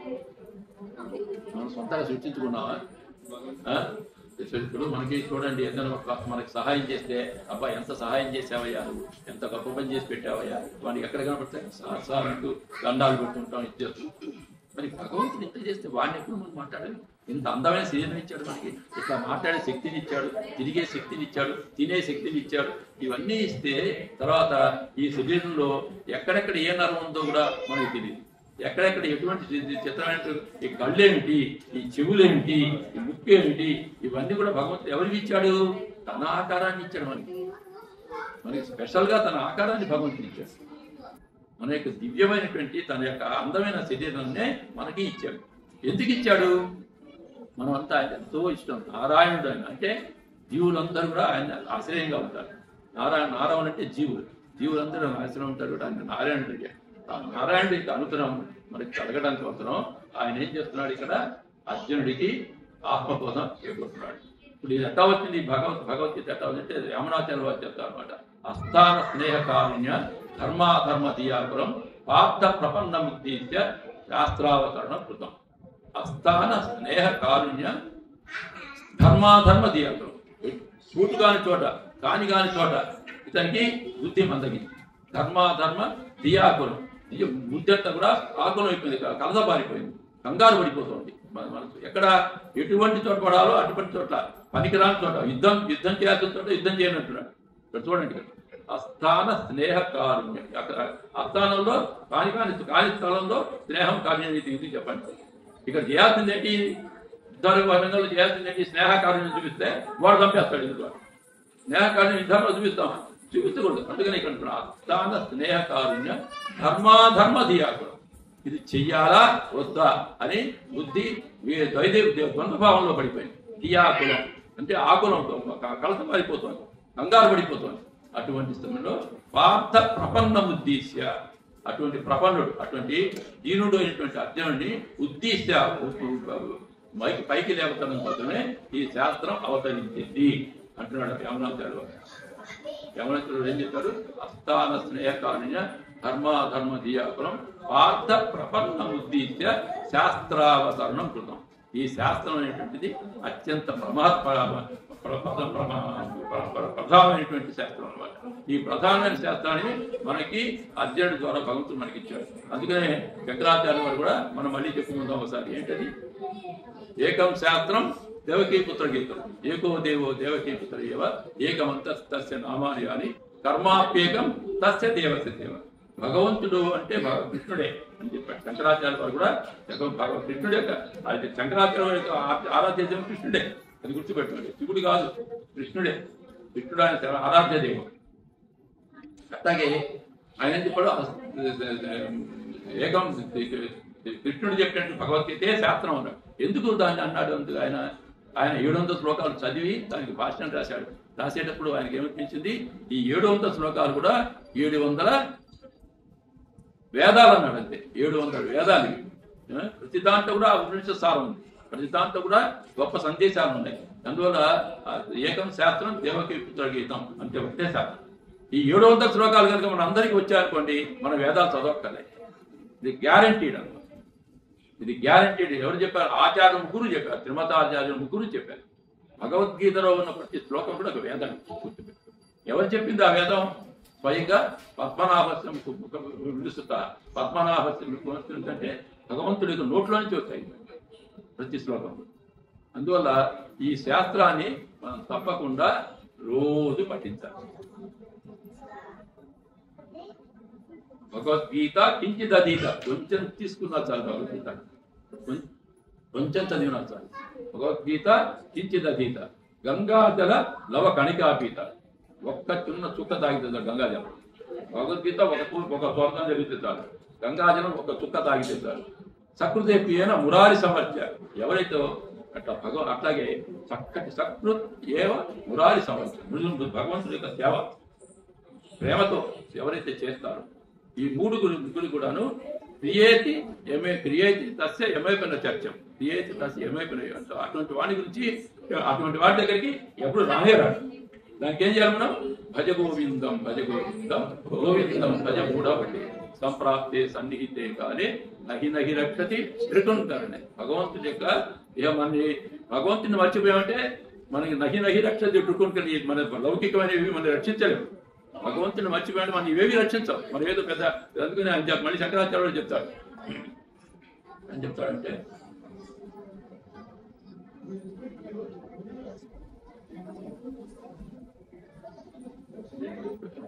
తర్వాత వస్తుంది చెప్తాను. భగవంతుడు ఎప్పుడు కూడా దాన్ని ఎప్పుడు మనం పూజిస్తాం, ఎప్పుడు మనం శరణాగతి పెడతాం, మనం ఎప్పుడు ఆయన శరణ పెడితే వాడికి అన్ని ఇవ్వాలి, వాడికి అన్ని ఇచ్చేసుకుని కూర్చోవాలి అనేటువంటి ఆతృతో ఉంటాట భగవంతుడు. మనం ఏం చేస్తాం? వాడిని నెట్టేస్తుంటాం. నువ్వు వెళ్ళిపో, నాకు ఇక్కడ ఇది బాగుంది, ఇక్కడ అక్కడ సినిమా నరసింహావతార సినిమా కాదు నేను వెళ్ళేది, అక్కడ ఇంకో సినిమా అవుతుంది, మంచి సినిమా, దానికి వెళ్తాను అంటాం లేదు. అక్కడ క్లబ్లో ఏదో ఛాన్స్ జరుగుతుంది, దానికి వెళ్తాను నేను, నాకు నరసింహావతారు వద్దు ఏమొద్దు, ఇక్కడ ఏముంది అంటే ఆయన వస్తాడు చంపుతాడు అంతే కదా, అంతే కదా, అట్లా అనుకుంటారు కదా. చాలా మంది అనుకుంటారు, 99% అనుకుంటారు. ఏదో 1% మళ్ళీ పిచ్చోళ్ళు మాత్రం చెప్పేదంటే వేదాంతం చూసేమన్నా మీ భౌతిక ప్రపంచం అంతా పిచ్చోడు అనుకుంటారు. ఆయన ఏమనుకుంటాడు, ఈ పిచ్చోళ్ళు అంతా ఎంత దీంట్లో ఈ భౌతికంలో తగులుకొని వస్తున్నారు, వీళ్ళు నా దారికి ఎప్పుడు వస్తే బాగుపడతారు కదా, నా దారికి ఎప్పుడు వస్తారు అనుకుంటుంటారు. ఆ పిచ్చోడు ఎవరు? భగవంతుడితో ఉండేటువంటి ఆయన పిచ్చివాడు మనం అనుకుంటాం, ఆయన అనుకుంటే మనం అందరూ పిచ్చివాడు కదా. అందువల్ల మనం ఎప్పుడు కూడా భగవంతుణ్ణి ఎప్పుడు జరగాలి. తర్వాత ఇప్పుడు మనం ఈ భగవద్గీతలో అర్జునుడు ఏడుస్తూ చూస్తున్నాడు. అప్పుడు భగవంతుడు ఏం చెప్పాడు అని మొదలు పెట్టాలి. ఆ శ్లోకం కూడా చదువుతామా? చదివి కొద్దిగా ఇంట్రడక్షన్ మాత్రం ఇస్తాను, పర్పోర్ట్ చాలా ఉంది, మళ్ళీ చూసుకోవచ్చు. ఏమంటున్నాడు స్వామి? కుతస్వ కస్మలమిదం అంటున్నాడు. కుతస్వ కస్మలమిదం. భగవాన్ శ్రీ భగవాన్ వాచ, చెప్పండి, శ్రీ భగవాన్ వాచ. కుతస్వ కస్మలమిదం విషమే సముపస్థితం అనాద్యదుష్టం అస్వర్గ్యం అకీర్తికరం అర్జున. కుతస్వ శ్రీ భగవాన్ వాచ కుతస్వ కస్మలమిదం విషమే సముపస్థితం అనాద్యదుష్టం అస్వర్గ్యం అకీర్తికరం అర్జున. శ్రీ భగవాన్ వాచ కస్మలమిదం విషమే సముపస్థితం అనార్యజుష్టం అస్వర్గ్యం అకీర్తికరం అర్జున. భగవంతుడు అన్నాడు, కస్మలం ఎక్కడి నుంచి వచ్చింది నీకు ఈ పడుతుంది, ఎక్కడి నుంచి వచ్చింది ఇంతవారి? ఓ అర్జున చెప్పండి, శ్రీకృష్ణ భగవానుడు పలికెను, శ్రీకృష్ణ భగవానుడు పలికెను. ఓ అర్జున, నీకు ఈ కల్మషము ఎచ్చట నుండి ప్రాప్తించినది, జీవితపు విలువ నెరిగిన అర్జునకు ఇది అర్హం కానటిది, ఇది ఉన్నత లోకములను ముగింపజేయదు, పైగా అపకీర్తిని కలిగిస్తుంది. అర్జునుడు అంటే హీరో, అతను మించిన రోల్ మోడల్ హీరో అనమాట. అట్లాంటి అర్జునుడు. అటువంటి అర్జునుడికి ఏంటి అనేది కలిగింది? కుతస్వ కస్మలం. ఎవరు అర్జునుడు? ఎవరు? ఆర్యుడు. మనం అందరూ ఆర్జునుడు. ఒకటి గుర్తుపెట్టుకోండి, మనం ద్రావిడులు గీడులు కాదు, మనం అందరూ పాతాళంలో జంబూద్వీపంలో అందరూ కూడా ఆర్యులే. మన ద్రావిడులు ఎందుకున్నారు? ద్రవం మధ్యలో ఉన్నాం కాబట్టి, ద్రవంలో ఉన్నాం మనం. ఇక్కడ 3 పక్కల ద్రవమే కదా మనకి. మన సౌత్ ఇండియా అంతా కూడా ఎట్లా ఉంటుంది, బంగాళాఖాతం, అరేబియన్స్, ఇండియన్ ఓషన్ మధ్యలో ఉన్నాం కాబట్టి మన ద్రావిడులు అని ప్రత్యేకంగా పేరు పెట్టారు. కానీ భారతావని అంతా కూడా ఆర్యుడే. ఆర్యుడు అంటే ఏమిటి అసలు? ఆర్యుడు, ఆయన ఆర్యుడు అంటారు. ఆర్యుడు అంటే ఏంటి?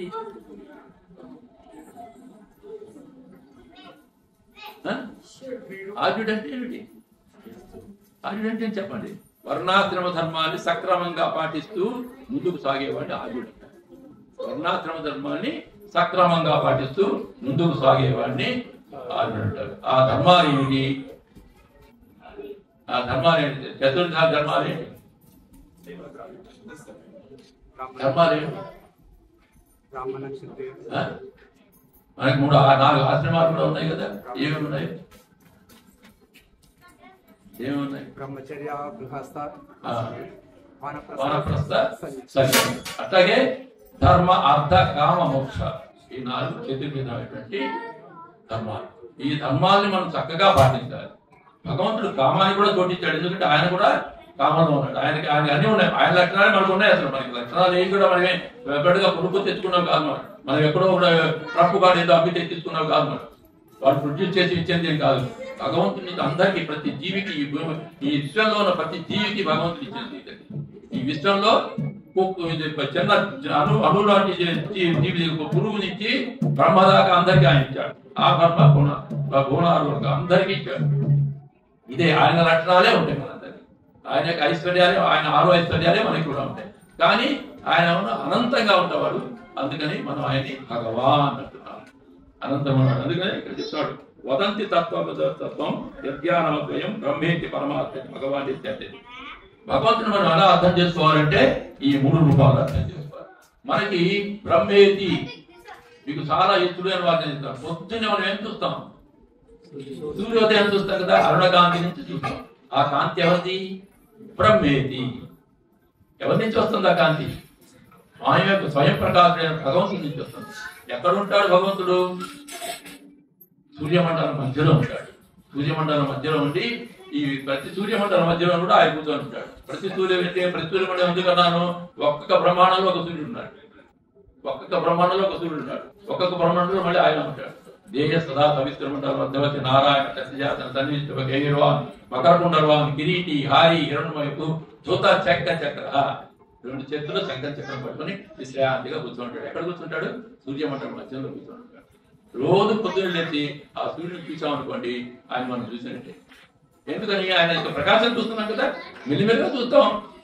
మనం సాధారణ పండించినప్పుడు ఆయన కనపడతాడు. మనం అంతవరకు మనం ఈ బ్రహ్మజ్యోతిని చూద్దాం. ఆ బ్రహ్మజ్యోతిని కూడా ఊహించుకోవాలి. ఇది సూర్యుడి కాంతి, ఉత్త పిచ్చి కాంతి కాదు. ఇది పరమాత్మ యొక్క దివ్య కాంతి అని తెలుసుకోవాలి. అట్లాగే ఆత్మజ్ఞానం ఎట్లా వస్తుందని అన్నాడు ఇక్కడ. ఇట్లా ఆత్మ గురించి చెప్పబోతున్నాడు ఇది అధ్యాయంలో. కాబట్టి ఆత్మ ఎక్కడ ఉంది? పరమాత్మ స్వరూపంలో మన హృదయంలోనే ఉంది. మన హృదయంలో భగవంతుడు ఉన్నాడు. ఎట్లా ఉంటాడు? పరమాణు స్వరూపంలో ఉంటాడు. అందుకే పరమాత్మ అంటున్నాడు. పరమాణు స్వరూపం అంటే అణుస్వరూపం అయితే అది పరమాణు స్వరూపం. ఆత్మలో ఉంటాడు. మరి ఆయన ఉండకపోతే ప్రాణం ఉండదు. ఆయన ఉంటేనే ప్రాణం ఉంది. ప్రాణం ఎక్కడి నుంచి వస్తుంది? ఆ పరమాణు స్వరూపం. అందువల్ల భగవంతుడు ఆయన అనుగ్రహంతో మనకి ప్రాణం ఇచ్చి మనం రక్షించి మన శరీరాన్ని కాపాడుతూ ఎంతో ముందుకు సాగించడం చూస్తాడు. మనం ఏం చేస్తుంటాం? ఆయన్ని వెక్కకి నెట్టేసి మన ఇష్టం వచ్చినట్టు మనం ఉందాం, మన ఇష్టం వచ్చినట్టు ప్రయత్నిద్దాం, ప్రవర్తిద్దాం, చూద్దాం, చేద్దాం, ఇవన్నీ చేసి పిచ్చి పిచ్చి ఆలోచన చేసుకుంటూ మనం భగవంతుని విస్మరిస్తాం. అట్లా విస్మరించకుండా అని మనందరికీ చెప్పడం కోసమే ఈ భగవద్గీత అవతరించింది.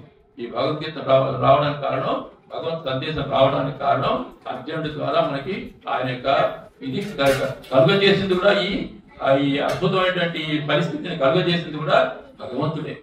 భగవంతుడికి తను మనకు రాబోయేటువంటి కలియుగం అంతా కూడా మన నీచ యుగం, వీళ్ళకి ఎలా అనేటువంటి ఆలోచించి తను ఎట్లా రాడు. కాబట్టి భగవద్గీత భాగవత స్వరూపంలో మనం రక్షించడం కోసమే ఆయన ఈ రూపాన్ని తీసుకొచ్చేది భగవద్గీత. ఈ భగవద్గీతలో ప్రతిదీ కూడా ఒక వజ్రపు తునక గుర్తు పెట్టుకోవాలి. వజ్రం అంటే చాలా గట్టిగా ఉంటుంది. వజ్రం తెలుసా మీకు? వజ్రాన్ని ఏం చేస్తాం? పళ్ళతో కొరకలేము, పళ్ళు ఊడిపోతాయి అంతే. వజ్రం అంతా గట్టిగా ఉంటుంది. అట్లాగే ఇది కూడా అతి గట్టిది, కానీ ఎంతో కోమలం. మనం అర్థం చేసుకుంటే అతి కోమలం అయిపోతుంది. పువ్వు కంటే కోమలంగా ఉంటుంది. శత్రువులకి అది వజ్రం కంటే కఠంగా ఇదిగా ఉంటుంది. అందుకని వజ్రాయుధం ఎట్లా అవుతుంది? కడిచే. ఇది వజ్రాయుధం. దీన్ని మనం కనుక సక్రమంగా ఉపయోగిస్తే మనకి తప్పకుండా భగవద్ అనుగ్రహం కలుగుతుంది. కుతస్థాకృతం ఇతమే సంపత్తితో అనాజ చాలా పెద్ద భక్తి ఉంది. ప్రత్యేక క్లాసులో తీసుకుంటారు. అది నేను ఇప్పుడు మీకు ఏకాదశి గురించి చెప్పాలి. అందువల్ల మీరు ఎప్పుడు కూడా గుర్తుపెట్టుకోండి, శ్రద్ధతో. మనకి 3 లక్షణాల భక్తి అంటే ఏంటో మనం చెప్పుకున్నాం కదా ఒకసారి. భక్తి అంటే ఏంటి? ప్రేమ, నమ్మకం, శ్రద్ధ. మీరు పాపం ఎందుకు వచ్చారు అసలు ఇక్కడికి? మీరు దేని వల్ల వచ్చారు? శ్రద్ధ వల్ల వచ్చారు, ప్రేమతో వచ్చారు, తర్వాత నమ్మకంతో వచ్చారు. 3 ఉన్నాయి మీరు, అంటే అదే భక్తి. మీరు భక్తి లేకపోతే రాదు కదా. ఈ 3 లక్షణాలే భక్తి. గుర్తుపెట్టుకోండి, ప్రేమ, నమ్మకం, శ్రద్ధ. ఈ 3తో మీరు వచ్చారు నా దగ్గరికి. ఇప్పుడు ఇక్కడికి వచ్చి గుళ్ళో ఎవరి దగ్గరకు వచ్చారు? భగవంతుడికి దర్శనం చేసుకొని ఆయన సేవ చేస్తున్నారు. అదే శరణాగతి. గుర్తుపెట్టుకోండి. ఈ శరణాగతితో విజయవంతమైన మహానుభావులు చాలా మంది ఉన్నారు. వాళ్ళు ఒక చిన్న కథ చెప్పి నేను ఏకాదశి గురించి చెప్తాను. భగవంతుడు కురుక్షేత్ర సంగ్రామం అయిపోయింది కదా. అప్పుడు ధర్మరాజు ఏం చేశాడు? ఈ పాపాల నుండి ప్రాయశ్చిత్తంగా అశ్వమేధ యాగం చేస్తాను స్వామి అంటారు. చెయ్యమన్నాడు భగవంతుడు. అధ్యక్షుడుగా అశ్వమేధ యాగం చేస్తున్నాడు. అశ్వమేధ యాగం చేయాలంటే ఏం చేయాలి? రాజులంతా భూమండలంలో ఉన్న రాజులందరినీ జయిస్తే గానీ అతను చక్రవర్తి సార్వభౌముడు కాలేడు. సార్వభౌముడు అయినప్పుడే అతను అశ్వమేధం చేయడం అర్హుడు అవుతాడు. అందుకేం చేస్తారు? ఒక గుర్రం. ఆ గుర్రం కూడా ఎట్లా ఉండాలి? తెల్లటి గుర్రం, దానికి ఎక్కడ స్పాట్లెస్, ఎక్కడ కూడా మచ్చ అనేది రాదు. కానీ ఒక చెవు మాత్రం నల్లగా ఉంటాయి. ఎట్లా ముఖం నలుపు ఉంటుంది చూడండి, అట్లా నల్లగా ఉంటుంది. అటువంటి గుర్రాన్ని తీసుకొని మనం ప్రతి దేశానికి పోవాలి. ఆ ప్రతి దేశంలో కూడా వాళ్ళని జయించాలి. వాడు మనకు సరెండర్ అయితే పర్వాలేదు, లేకపోతే వాడు ఆ గుర్రాన్ని పట్టుకున్నారు కాబట్టి మనం వాళ్ళని జయించాలి. జయించి వాళ్ళని కూడా మనం చేసుకోవాలి. అది అట్లా అన్ని అయిపోతే అన్ని తిరిగిన తర్వాత ఆ గుర్రాన్ని తీసుకొచ్చి దాన్ని అశ్వమేధం, దాని యొక్క మేధస్సుని అగ్నికి అర్పిస్తారు అనమాట. అర్పించి దాన్ని ఇచ్చేయాలి. అది ఆ కారణంగా ఆ హవిష్ని దేవతలకు అందిస్తారు అనమాట. ఇది చేయాలి. అట్లాంటి చేయడానికి అర్జునుడు దక్షిణాపదాన్ని తీసుకున్నాడు. దక్షిణాపదం అంతా అప్పట్లో ఎటువంటి రాజు ఉన్నట్టు అంతా మహానుభావులు, ప్రపత్తి దక్షిణాపదంలో అంతా కూడా వైష్ణవం పెరిగింది బాగా అక్కడే, మా భక్తి పెరిగింది కూడా అక్కడే. అందువల్ల ఆ భక్తి పెరిగిన తోటి ఒక రాజధానికి వెళ్ళారు. అక్కడ మయూరధ్వజుడు అనేటువంటి ఒక రాజు ఉన్నాడు. దక్షిణాపదంలో పాండ్యమండలాన్ని పరిపాలిస్తున్నాడు ఆయన దగ్గరికి వెళ్ళారు. ఆ రాజ్యానికి వెళ్ళారు. ఆ రాజ్యానికి వెళ్ళినప్పుడు ఏం చేశారు, ఆయన కొడుకు తామ్రధ్వజుడు అనేటువంటి వాడు ఆయన కుర్రాడు కదా, మరి ఉత్సాహంగా ఉంది, మంచి ఉత్సాహంలో ఎవరైనా ఎక్కడపడ్డవాడిని చావబట్టేంత గొప్ప బలంలో మంచి అద్భుతమైన వీరుడు వాడు. అందువల్ల ఏం చేశాడు, ఆ గుర్రాన్ని పడుతున్నారు. ఇది చదువుతారు అనమాట. దాని మీద ఒక పట్టిక ఉంటుంది, వెండి పట్టిక, దాని మీద రాస్తుంది. ఎవరైతే మమ్మల్ని జయించాలి, మా గుర్రాన్ని పట్టుకుంటారో వాళ్ళు మమ్మల్ని జయించాల్సి ఉంటుంది, మాతో సరెండర్ అవ్వాల్సి ఉంటుంది. అది పర్వాలేదు, నేను పట్టుకుంటాను, వాళ్ళని నేనే జయిస్తానని పట్టుకున్నాను. తీసుకొచ్చారు. రాజుగారు ఏం తెచ్చామంటే అర్జునుడు తెచ్చాడు గుర్రాన్ని. అర్జునుడు ఓడిస్తే నాకు పేరు వస్తుంది కదా, అందుకని పట్టుకున్నాను. మరి నాయన అర్జునుడు మరి ఎవరు ఉంటారా, మీకు తెలుసు కదరా, మనందరికీ ఇష్టమైనటువంటి దేవుడు ఉంటాడు. ఆ దేవుడిని పట్టుకోవడానికే నేను పనిచేశాను. ఆ దేవుడు మనకి దొరకట్లేదు కదా, ఎంతసేపు అర్జునుడు ఎప్పుడంటే అట్లా మన దగ్గర కూడా రావాలి కదా, అందుకని ఈ పని చేశాను. ఈ విధంగా ఆయన మన దగ్గరకు వస్తాడు. ఈ విధంగా మన దగ్గరకు వస్తాడు. అట్లాగే అర్జునుడితో ముందు యుద్ధం జరిగింది. అర్జునుడు ఓడిపోయాడు. ఓడిపోతే నీ కృష్ణుడు తెచ్చుకోపోమన్నాడు. అప్పటికి స్పందించరు అర్జునుడు. కృష్ణుడు కూడా తెచ్చుకోపోయాడు. కృష్ణుడు వచ్చాడు. కృష్ణుడిని కూడా వాడిని ఓడించాడు. ఆయన ఓడించే యుద్ధాన్ని తీసుకెళ్ళి తెయ్యలో పారేశాడు. ఇటువంటి కృష్ణ అవునా నాయన, నేను వాళ్ళు ప్రపత్తి, వాళ్ళ శరణాగతి, వాళ్ళకి ఏం కదా నేనే కావాలి, ఎంతగా నిరంతరం వాళ్ళలో నేనే ఉన్నాను. నేనేం చేస్తాను, వాళ్ళు ఏం చేయలేను, వాళ్ళలో నేనే ఉన్నాను కాబట్టి వాళ్ళ పరమ భక్తులు, వాళ్ళ భక్తి నిరూపించడానికి పరీక్ష పెడతాను వాళ్ళకి, నువ్వు చూడు వాళ్ళ యొక్క గొప్పతనం ఏమిటని చెప్పి వచ్చాడు. వచ్చి ఏం చేశాడు, ఇద్దరు బ్రాహ్మణ రూపాలు ధరించారు. తండ్రి కొడుకు వచ్చారు రాజుగారి దగ్గర. తామ్రధ్వజుడు మయూరధ్వజుడు సభలో ఉండగా వచ్చారు. వచ్చి మహారాజా, మేమిద్దరం యజ్ఞం చేయడం కోసం నీ దగ్గరికి వస్తున్నాం, సంభారాలు అడుగుతామని వస్తున్న సమయంలో అడవిలో పెద్ద సింహం కనపడింది. ఆ సింహం నా కొడుకును పట్టుకొని తినేస్తాను. అమ్మా, నా కొడుకు లేకపోతే నేను యజ్ఞం ఎట్లా చేయాలి, ఏం చేయాలి, నేను ముసలి వాడిని ఇట్లా అని చెప్పి వాటికి సమానమైన మాంసం తీసుకొచ్చి నాకు ఇవ్వండి. ఎక్కడి నుంచి తెచ్చి ఇవ్వన్నాడు. ఎంత సుక్షత్రుడైన వాడిగా కుడి భాగాన్ని నాకు ఇస్తే నేను వీడు వదిలిపెడతాను. సుక్షత్రుడి యొక్క మాంసఖండం, కుడి భాగంలో మాంసం నాకు. అందుకని వచ్చామేమో, మరి ఎట్లా మాంసం, సరే నువ్వు ఇస్తానయ్యా, నేను ఇస్తా అన్నాడు. ఏమి ఎట్లా ఇస్తావు అంటే, రంపంతో కొయ్యాలి, కూర్చుంద పెట్టి రంపంతో సగానికి కొయ్యాలి, కోసి కుడి భాగాన్ని నాకు ఇచ్చేయాలి అన్నాడు. ఇస్తా అన్నాడు. సరే రాజుగారిని కూర్చోబెట్టారు, కొయ్యాలి పెట్టారు, రంపం పెట్టారు.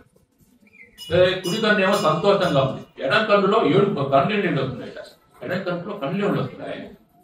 ఈ బ్రాహ్మణి కోపం వచ్చింది. ఏడుస్తున్నావు కదా, నేను ఏడ్చేది అందుకు కాదు, కుడి భాగం అంతా ఉపయోగిస్తున్న ధర్మానికి ఈ ఎడం భాగం ఎందుకు ఉపయోగించేటది బాధతో ఏడుస్తున్నా. చూసావా చిన్నవాడు ధర్మనిష్ట, వాళ్ళ ప్రపత్తి, వాళ్ళ యొక్క ఇది చూసావా, పొరపాటు అయిపోయింది. భగవద్గీత ఇంత విన్నా నాలో మళ్ళీ అహంకారం వచ్చింది, దాన్ని క్షమించు అని చెప్పి ఆ మయూరధ్వజుడు ఆయన మయూరధ్వజ నేను ఆశీర్వదించడానికే నేను వచ్చాను అని చెప్పి నువ్వు వీటితో సన్ని చేసుకో, వీటితో వెళ్ళిపో, ధర్మరాజు యొక్క దీనికి వెళ్ళమని చెప్పాడు. అట్లా మనం భగవంతుడి యొక్క నమ్మిన వాళ్ళకి భగవంతుడు ఎప్పుడు మోసం చేయడు, ఆదరణ చేయడు, భగవంతుడి యొక్క దీంట్లో మనం ఎప్పుడు క్షేమంగానే ఉంటాం. క్షేమంగా ఉంటాం కాబట్టే మనం నిరంతరం భగవంతుని నమ్ముకోవాలి. అంతేగాని ఇన్స్టాంట్ గా నాకు ఇవాళ అయిపోవాలి అని చెప్పి నేను కోరుకున్నాను అవ్వలేదు కాబట్టి భగవంతుడు లేడంటే ఏట నీ ప్రారంభాలు ఎన్నున్నాయి. పాపిష్టి వాళ్ళం మనంతా పరమ పాపిష్టులు ఎంతో పెట్టుకొని వచ్చాం. అన్ని పాపిష్టాలని పెట్టుకొని వచ్చాం. మనం అన్ని పోవాలి కదా. పోవాలంటే ఇవన్నీ చేస్తే గానీ పోవు. ఇవి చేస్తూ పోవాలి. ఈ యజ్ఞం చేస్తూ పోవాలి. ఈ శ్రోత భగవంతుడు విష్ణు సహస్రనామంలో చెప్తాడు. విష్ణు వషట్కారు. ఆయన ఏంటి వషట్కారుడు. ఆ వేదాన్ని సృష్టించినటువంటి వాడే. తర్వాత విష్ణు అంతా నిండినటువంటి వాడే. విష్ణు అంటే విష్ణు స్వరూపుడు వాడే. విష్ణు అంటే ఏంటి ఒక ఇది చిన్న భూమండలం కాదు. మొత్తం ప్రమాణంలో విషయాలు ఉన్నట్టుగా అనేక రకాల అనేక గోళాలు ఉంటాయి. ఆయన శ్వాసల నుంచి వస్తూ ఉంటాయి, పోతుంటాయి. ఇందువల్ల మీరు తెలుసుకోండి, భగవంతుని శరణు వేయడం చెప్పి శరణాగతి అనిపించినటువంటి ప్రపంచన ఆయుధం, ప్రపంచనం లాంటి ఆయుధం. కానీ ఆ శరణాగతిలో ఉన్నప్పుడు మనం చెప్తా ఉండాలి అసిద్ధారావృతం. ఇది కూడా పొరపాటు. ఇది ఎప్పుడు నేను సందేహం. శరణాగతిలో సందేహం వచ్చిందంటే పడిపోతాం. సందేహం వచ్చిన పడేస్తాయి. అందరూ జాగ్రత్తగా ఉండండి. ఇప్పుడు మనం ఏకాదశి గురించి చెప్తాం.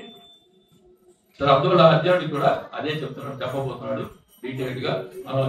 ముందు మనం తెలుసుకుంటాం. భగవద్గీతలో 2వ అధ్యాయంలో ఆత్మజ్ఞానాన్ని గురించి, కాలాన్ని గురించి, భగవంతుడి గురించి, తర్వాత మనం పేరేంటి అన్ని చెప్తాడు. అది జ్ఞానాన్ని గురించి, భగవంతుడి తత్వాన్ని గురించి కొద్దిగా చెప్తాడు.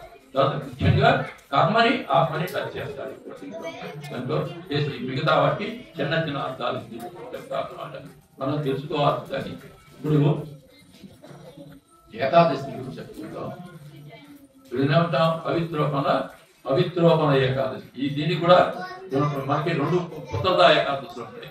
ఇప్పుడు ఒకటి వస్తుంది పుష్యమాసంలో వైకుంఠ ఏకాదశి అంటామే, అది కూడా పుత్రద ఏకాదశి. ఇది కూడా పుత్రద ఏకాదశి, ఇది కూడా పుత్రద ఏకాదశి అంటారు. 2 ఏకాదశి. ఈ రెండింటి కూడా అదే పేరు. ఈ పుత్రద ఏకాదశి ఎందుకు వచ్చిందంటే పవిత్రోపణ ఏకాదశి ఏమిటి అనేది చూద్దాం. ఒక రాజు ఉన్నట్ట దీంట్లో మహిష్మతీపురాన్ని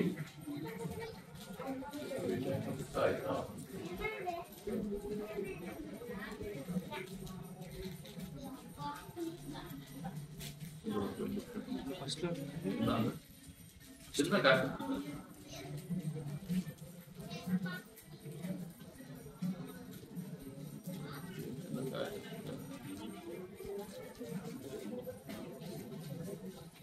ఇది ఇక్కడ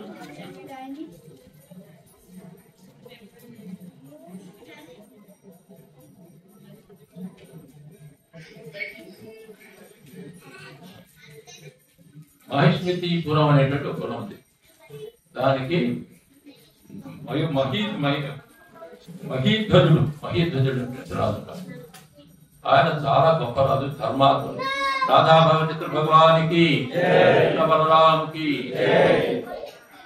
ఆ రాజు పుత్రుడు సంతానం లేదు.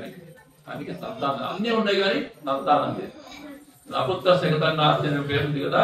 అందువల్ల ఆయన ఏం చేశాడు? పుత్రుడు లేదే, ఏం చేయాలి నేను చెప్తాను. ఒక పండితుల్ని దేశాలను మహానుభావులను దర్శించి నాకు పుత్రుడు పెట్టే మార్గాన్ని చెప్పమన్నాడు.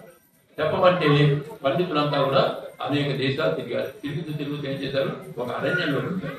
అరణ్యంలో ఒక సరస్సు ఉంటే ఆ సరస్సు దగ్గర ఉన్నట. ఉన్నప్పుడు ఆ సరస్సు దగ్గర ఒక మహర్షి కూర్చొని ఉన్నాడు. ఆయన ఇంటి నిండా రోమాలే. ఆయన ఏమంటాం? రోమస మహర్షి అంటాం. ఆయన ఒక వెంట్రు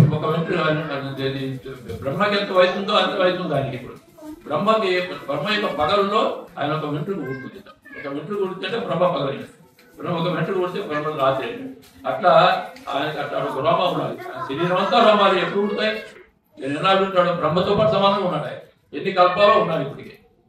అటువంటి ఆ రోమస మహర్షి ఉన్నాడు, కూర్చున్నాడు. ఆయన పరమ హరిభక్తుడు రోమస మహర్షి.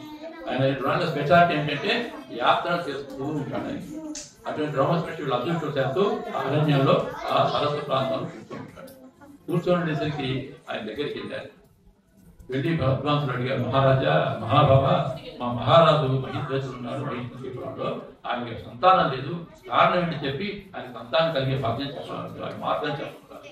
ఆయన చెప్పి ఆయన ఏం చెప్పాడు? మీ మహారాజు పూర్వకాలంలో ఒక వైశ్య పరుడు ఆయన ఏం చేశాడు, ఒకసారి అరణ్యంలో వ్యాపారం చేసుకుంటూ పోతున్నట్టు ఒక సరస్సు దగ్గర స్నానం చేసి నీళ్లు తాగుదామని కూర్చున్నాడు. అదే అక్కడికి ఒక ఆవు దూడ కూడా వచ్చాయి నీళ్లు తాగడానికి. ఆయన తనకి అర్థమవుతుందని చెప్పి ఆవు దాన్ని తోలేశాడు. తోలేసి తను మాత్రమే తాగాడు. ఆ పాపం వల్ల ఈ పిల్లలు కొట్టారు. చూసారా, మరి మనం తెలుసుకోవాల్సింది ఈ కర్మ సూక్ష్మాలు చూడండి. ఆవు దూడని తాకుండా పని చేస్తాడు కాబట్టి వీడికి పిల్లలు పుట్టలేదు. మరి పిల్లలు ఎట్లా పుట్టారు? ఏమీ లేదు. ఒక ఏకాదశి రాబోతుంది, పవిత్రోపణ ఏకాదశి. ఆ ఏకాదశి ఎప్పుడు వస్తుంది? శ్రావణ శుద్ధ ఏకాదశి. శ్రావణ శుద్ధ ఏకాదశి, పవిత్రోపణ ఏకాదశి లేదా పుత్రోదయ ఏకాదశి అంటారు. ఆ ఏకాదశిని చేయమను, ఫాస్టింగ్ చేయమను, తర్వాత ఉపవాసం ఉండమను, భగవంతుని కీర్తించమను, అప్పుడు ప్రేమతో భగవత్ ప్రసాదాన్ని ద్వాదశి నాడు తీసుకొని ఒక పవిత్రమైన బ్రాహ్మడికి ఎవరికైనా దానం ఇవ్వడం. ఏ శక్తి కొద్ది దానం ఇవ్వడం. దానం ఇస్తే తప్పకుండా ఆయనకి సంతానం కలుగుతుంది చెప్పారు. అందువల్ల పవిత్రమైన ఏకాదశి ఆయన చేసిన తర్వాత ఆయనకి ఎవరు పుట్టారు? ఒక కొడుకు పుట్టాడు. అట్లా ఏకాదశి వల్ల ఫలితం అది ఉంటుంది. అట్లాగే కాకుండా ఈ ఏకాదశి పవిత్రోపణ ఏకాదశి ఉండటం వల్ల అశ్వమేధం చేయకుండా మనకి ఫలితం. ఏకాదశి ఉండకుండానే ఏకాదశి ఒక ఏకాదశి ఉంటే అశ్వమేధం చేసిన ఫలితం వస్తుంది. మనం రాజ్యాన్ని చేసి మన భూమండలాన్ని చేసిన కష్టపడి చేసిన పర్లేదు. ఒక ఏకాదశి అంత సులభం ఉండాలి. అంటే భగవంతుడు మనకి సులభ మార్గాలు చెప్పాడు. భక్తులకి అన్ని సులభ మార్గాలు చెప్పుకుంటాడు. ఇప్పుడు చూడండి, గజేంద్రుడు ఏం చేశాడు? చెప్పాడు. కొట్టాడు ముసలిని తాగొట్టాడు, ఇచ్చేసాడు. ముసలి వదలటాలా అంటే ఈ సంసారం అని ముసలి వదలటం అని. వదలకపోతే ఏం చేశాడు? అప్పుడు ఏం చేశాడు? సంసారం మొదలు పట్టుకోలే లాగుతుంది. మరి లోపల పోతాడు. అందుకని ఏం చేశాడు? లావక్యంతయు లేదు ధైర్యము విరోధం పోయే ప్రాణంబును తావును తప్పే మూర్ఛ వచ్చే తనుండస్య శ్రమం పోయేది నీవే తప్ప ఇతఃపరం మన్నింపందగుం దీని రావే ఈశ్వర కావవే వరద సంరక్షించు భద్రాత్మకాన్ని ఆయన ప్రార్థించండి. అదే శరణాగతి అంటారు. ఇక్కడ నేనేం చేయలేను, అర్జునుడు చేసినట్టే నేనేం చేయలేను, ఇక నా చేతగాని అని చెప్పి అట్లా కూర్చుంటాడు. అప్పుడు ఈయన ఎక్కడ అన్నాడు? అలవైకుంఠపురంబులో నగిరిలో ఆమూల సౌధంబు దాపరి మందార అమృత స్థల ప్రాంతేందు మందార స్థల ప్రాంతేందు అమృత స్థల ప్రాంతేందు ఇందు కాంతోత్పల పర్యంక వినోదేవు ఆపన్న ప్రసన్నుడు విఫల నాగేంద్రము కుయ్యాలింప సంరంభి అంటాడు. అమ్మవారితో ఆడుకుంటున్నాడు. ఏమంటుంటే చేస్తాడున్నాడు స్వామి. ఆడుతున్న సమయంలో ఈయన పిలిచాడు, పెరిగెత్తే అయ్యో నేను చచ్చిపోతున్నాడు స్వామి. వెంటనే ఏం చేశాడు? సిరిగింజెప్పడు శంకు చక్రేగును చేదో ఈ సంధింపడు ఆకర్ణికాంతర తమ్మిళ్ళం చొక్కరుతాడు. వివాద ప్రోచిత స్త్రీకుడు చెవుతో పరిచయాలను వేడు.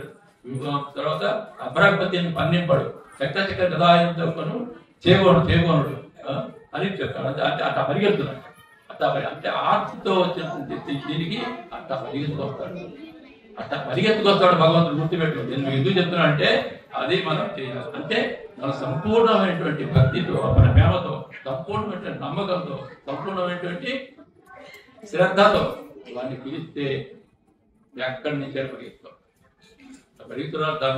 శంఖచక్ర గదాపానే ద్వారకా నిర్యాచిత గోవింద పుండరీకాక్ష రక్షమాన్ శరణాగతి ద్రౌపది పరిగెత్తుకొచ్చాడు. అట్టాగే తర్వాత దీనికి పరిగెత్తించాడు. ఎవరికి? గజేంద్రుడికి. అట్టాగే ఎవరికి పరిగెత్తించాడు? మీరు చూడబోతున్నాడు సినిమా. స్తంభం నుంచి పరిగెత్తాడు. అంటే దిక్కులేదు ఆయనకి. స్తంభం నుంచి రావాలి. స్తంభం నుంచి వచ్చాడు. స్తంభం నుంచి పరిగెత్తాడు. అందుకని ఆయన భగవంతుడికి ఏం పేరు? నరసింహస్వామికి ఏం పేరు? స్తంభాజుడు అని పేరు. స్తంభాజిస్వామి చూస్తుందే. స్తంభం అంటే స్తంభం నుంచి వచ్చాడు. అటువంటి మహానుభావుడు ఆయన యొక్క పేరు మనం పొందడానికి మనం ఎప్పుడు కూడా నిరంతరం హరే కృష్ణ కృష్ణ కృష్ణ హరే హరే రామ రామ రామ హరే హరే ఈ నామాన్ని జపిస్తూనే ఉండాలి. అదే ధన్యవాద చెప్పాడు మహానుభావుడు. ఎందుకంటే మంత్రం చెప్పాడు. మనకు వేదాలు చదవలేము, నోటి జరగదు. తిరిగే మాత్రం ఇది ఒక్కటే. అందువల్ల ఆయన ఏం చెప్పాడు? మనకి ఏం చదవక్కర్లేదు, ఏం చేయక్కర్లేదు. ఈ మంత్రం ఒకటి చేసుకుంటాడు, నా నామాన్ని భగవాన్ నామాన్ని చెప్పేసుకుంటాండి, అది చాలు. అదే మిమ్మల్ని వేదశాస్త్ర కోవిదుని చేసేస్తున్నాడు. అర్థమైందా? మళ్ళీ ఒకసారి చెప్పండి. హరే కృష్ణ హరే కృష్ణ కృష్ణ కృష్ణ హరే హరే హరే రామ హరే రామ రామ రామ హరే హరే. అంత మధురమైన నామాన్ని ఈ ఏకాదశి కూడా మీరు శ్రద్ధతో ఉండడానికి ప్రయత్నాలు చేయండి. సాధన చేస్తే కాంతి మీ శక్తిని బట్టి ఉండడానికి ప్రయత్నం చేస్తే దానివల్ల సత్ఫలితాలే. భగవంతుని యొక్క పని ఏం చేసినా సత్ఫలితం వస్తుందో దుష్ఫలితం ఏం రాదు. మీరు చేసినంత ఎంతవరకు చేస్తే అంతవరకు చేస్తారు, ఫలితం కూడా ఇస్తారు. తర్వాత ఇంకోటి ఏంటంటే కృష్ణ భక్తిలో ఉన్న వాడికి మధ్యలో మీరు వదిలేసిన దోషం ఉంటుంది, గుర్తుపెట్టుకోండి. ఏంటి మీరు ఒక కార్యం చేస్తున్నారు అనుకోండి, భగవంతు ప్రధానమైన కార్యం చేస్తున్నారు అనుకోండి, మీరు మధ్యలో వదిలేసిన ఆయన మీకు ఫలితాన్ని ఇస్తారు. మధ్యలో వదిలేసిన ఫలితాన్ని. అదే విష్ణు భక్తిలో ఉన్న స్పెషాలిటీ. ఇంకెవరు దేంట్లో లేదు, ఇంకెవరి భక్తిలో ఉండదు. ఎందుకంటే ఈయనెవరు? President of universe. ఈయనెవరు? President of universe. అందువల్ల ఈయన ఏదైనా చేయగలడు, మిగతా వాళ్ళు చేయలేరట. ప్రెసిడెంట్ కాదు వాళ్ళు, వాళ్ళకి ఈయన ఇవ్వాలి. అందువల్ల గుర్తుపెట్టుకొని ఆ భగవంతుని ఎప్పుడు కూడా ప్రార్థన చేస్తూ ఉండండి. 65 నగరిలో ఆందోళన గుర్తు చేసుకుంటుండండి. దాన్ని పట్టణామాసి ఇంకో పద్యం చెప్తాడు. ఎవ్వని చేతని జగమప్పని లోపల నుండి నేనపై ఎవ్వని ఎందు నిందు పరమేశ్వరుడెవడు మూల కారణం అయిన వాడెవడు అనాది మధ్య రవిడెవడు సర్వము తానయ్యైన వాడెవడు అట్టి ఆత్మకు ఈశ్వరుడే శరణు పెట్టాలి. భగవంతుని శరణు పెట్టాలి. మీరు ఎప్పుడైతే శరణు పెడతారో అప్పుడు నేను పడే ఉంటాడు. లేడు మనందరూ చుట్టూ కూర్చొని మన ఎప్పుడైతే మనంతా భగవద్గీత ఉంటున్నావో మనందరూ చుట్టూతా ఉన్నాడు. మనందరితో ఉన్నాడు. మనందరితో కూర్చొని మనందరు కూడా నిలుపుతున్నాడు, చూస్తున్నాడు, సంతోషపడుతున్నాడు. ఆయన కూడా ఆనంద భావాలు ఇస్తాడు. మనలాగా ఉంటే ఆయన అన్ని వికారాలు మనవే ఆయన. అంటే ఎందుకున్నాయి? ఆయన మనకు వచ్చాం కాబట్టి, మనం వచ్చిందంతా ఆయన నుంచి కాబట్టి ఆయన వికారాలు మనకే ఉన్నాయి. కానీ ఆయనకి ఒరిజినల్ గా ఉంటాయి, మనకి ఇమిటేషన్ అంతే. ముందు ఇమిటేషన్. ఇలా భగవంతుడి యొక్క తత్వాన్ని తెలుసుకొని చక్కగా భక్తితో రూపాలుగా చక్కగా మనం వచ్చి ఈ భక్తి నామాన్ని, ఈ భగవద్ దివ్యనామాన్ని మనకి ఇచ్చినందుకు ఈ దివ్యనామాన్ని మనం ఎప్పుడూ చెప్పేసుకోండి. జపయజ్ఞం యజ్ఞం లేదు, జపయజ్ఞంలో హింస లేదు. అందువల్ల అన్ని తేలికే. నువ్వు ఎట్టా ఉన్నా చేయి. సర్వకాల సర్వావస్థలు ఎందుకు జపమాలే పట్టుకోవాలి. నువ్వు జపమాలు పట్టిన స్థితిని ఆయనే కలగజేస్తాడు. నువ్వే ప్రయత్నం చేయగల ఆయనే నీకు కలగజేస్తాడు. కానీ ఆయన నామాన్ని మాత్రం చేస్తాడు. ఆ నామాన్ని జపిస్తూనే ఉంటాడు. హరే కృష్ణ హరే కృష్ణ హరే